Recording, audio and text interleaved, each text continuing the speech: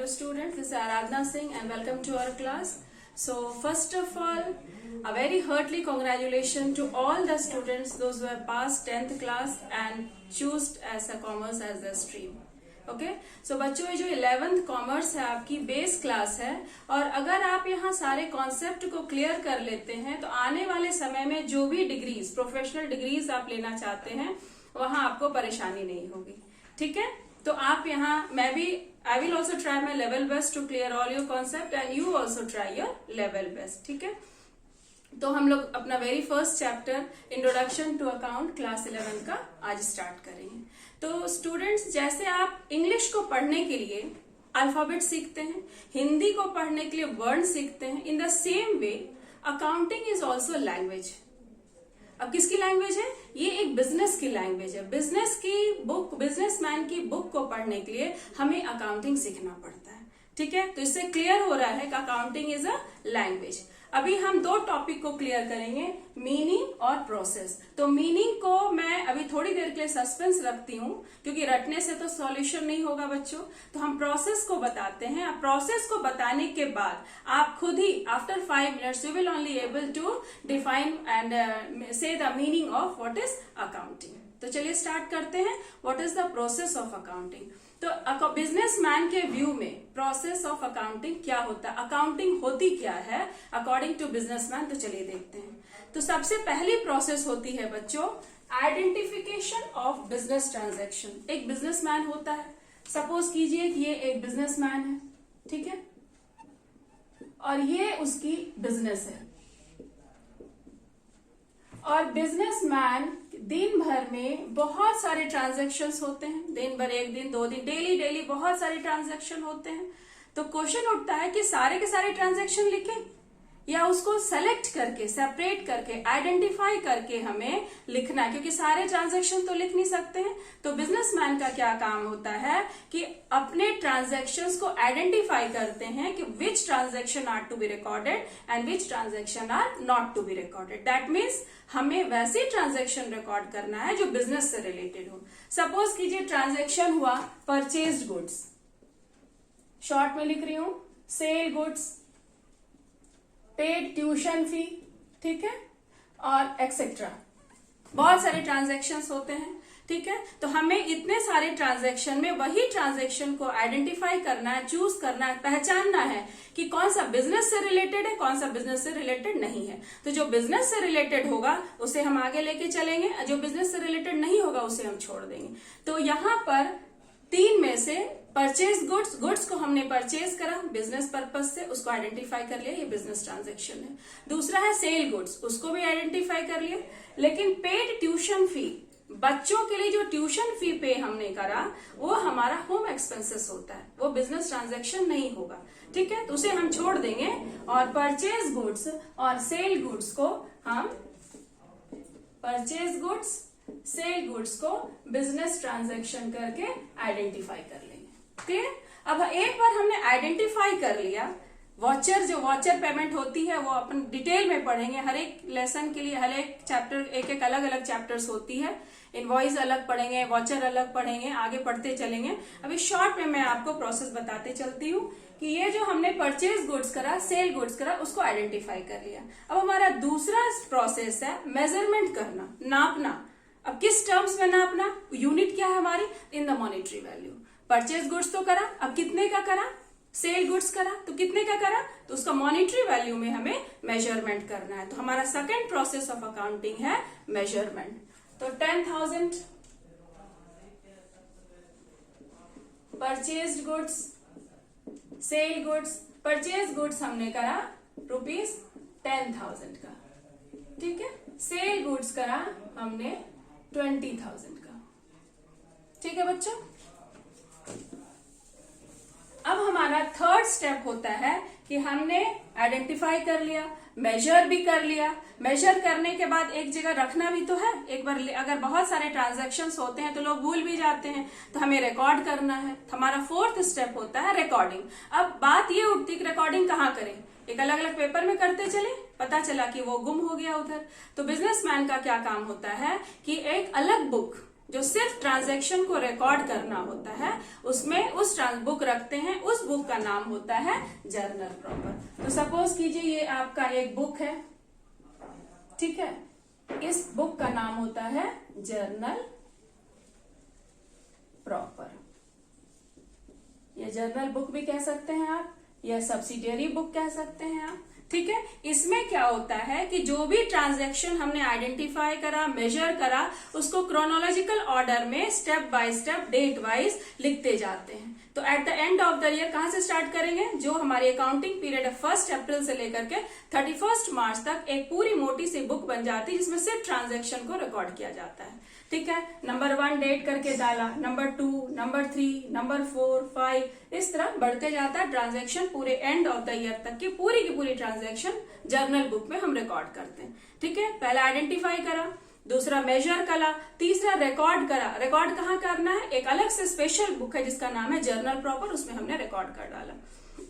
अब आप ये बताइए कि एंड ऑफ द ईयर अगर हम आपसे पूछते हैं कि परचेज कितनी की हुई, तो क्या आप रिकॉर्ड बुक को एक एक पलट करके बताएंगे? बता तो देंगे, लेकिन कितनी टाइम लगेगी? तो उसके लिए हमने क्या करा, क्लासिफाई करा। हर एक बुक का अलग अलग सा हर एक टॉपिक, जैसे परचेज करा, सेल करा, कैश की पेमेंट करा, तो ये जो अलग अलग ट्रांजेक्शन है उसके लिए सेपरेट बुक बना लिया। फॉर एग्जाम्पल परचेज के लिए एक अलग बुक बना लिया, परचेज बुक। सेल्स के लिए एक अलग बुक बना लिया, सेल्स बुक। कैश के लिए एक अलग बना लिया, कैश बुक। सबका ट्रांजैक्शन को अलग अलग कर दिया, ताकि एंड ऑफ द ईयर अगर कोई पूछे अकाउंटेंट से कि भैया इस साल का सेल्स कितनी हुई, तो ये परचेज बुक उठाएगा और बैलेंस देख के बता देगा इस साल की सेल्स की परचेज कितनी हुई है।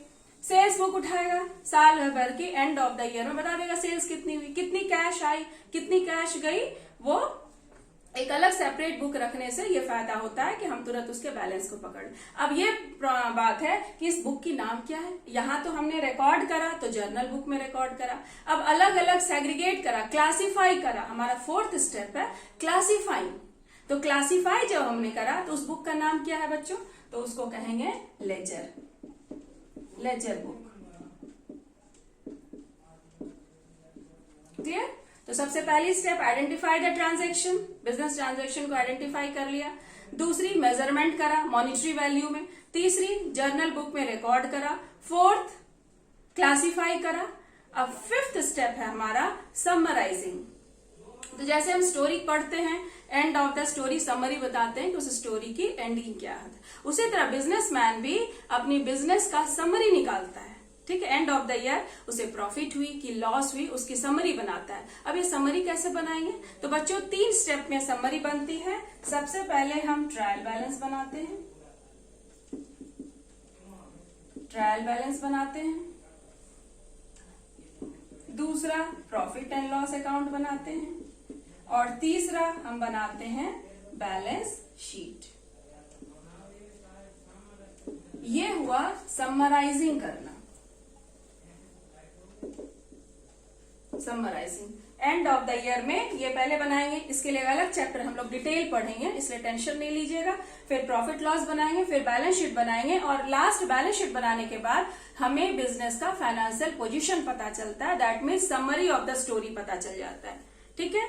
तो सबसे पहले आइडेंटिफाई करा, मेजर करा, रिकॉर्ड करा, क्लासिफाई करा, समराइज भी कर लिया। अब बात आती है चार्टर अकाउंटेंट की। चार्टर अकाउंट क्या करता है? एनालाइज करता है। हमारा 6th स्टेप है analysis of the accounting transaction.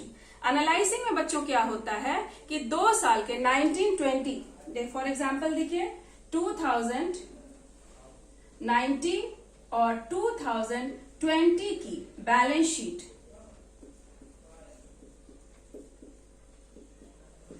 Charter मंगवाते हैं, प्रीवियस ईयर और प्रेजेंट ईयर का बैलेंस शीट को मंगवाते हैं और उसको एनालिसिस करते हैं कि अगर प्रॉफिट हुई है तो चलो ठीक है, और प्रॉफिट को कैसे बढ़ाना है, अगर लॉस हुई है तो क्यों लॉस हुई है, ये एनालाइज करते हैं दोनों साल की बैलेंस शीट को देख करके। तो हमारा 6th स्टेप है एनालिसिस करना। कैसे एनालाइज करेंगे? प्रीवियस ईयर्स के पोजीशन को देखेंगे और प्रेजेंट ईयर के पोजीशन को देखेंगे, और दोनों को देख के एनालाइज करेंगे कि क्या क्या प्रॉब्लम्स आ रही है। 7th स्टेप है इंटरप्रिटेशन।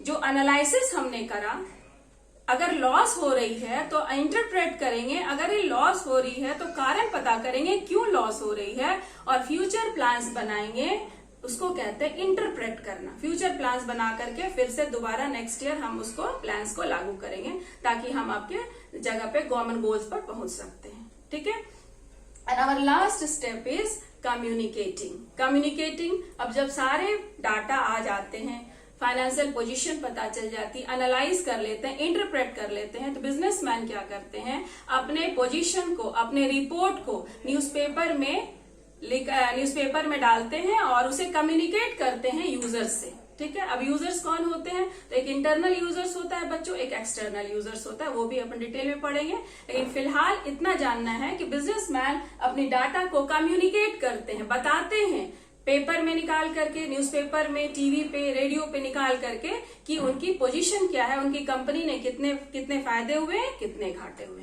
ठीक है, तो अब ये हो रहा है कि इतने प्रोसेस तो हमने देख लिए, what are the process of accounting.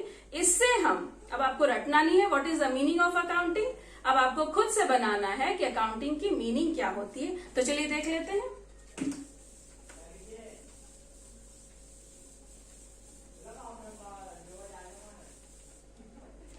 The art of recording,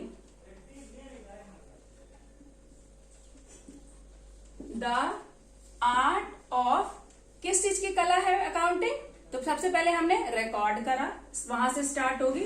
the art of recording, comma, classifying,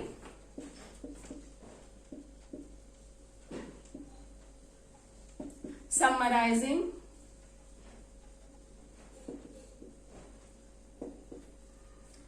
in a significant manner,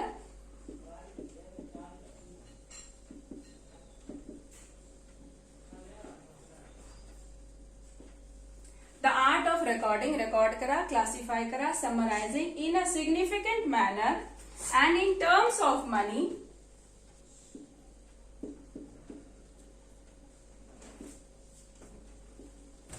and in terms of money, ठीक है, and interpreting, और भी है बीच में वर्ड्स, एंड इंटरप्रेटिंग, मैं आपको कंक्लूजन बता रही हूं, एंड इंटरप्रेटिंग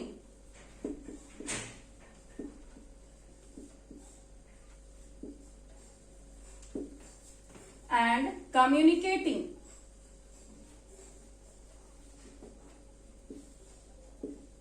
द डाटा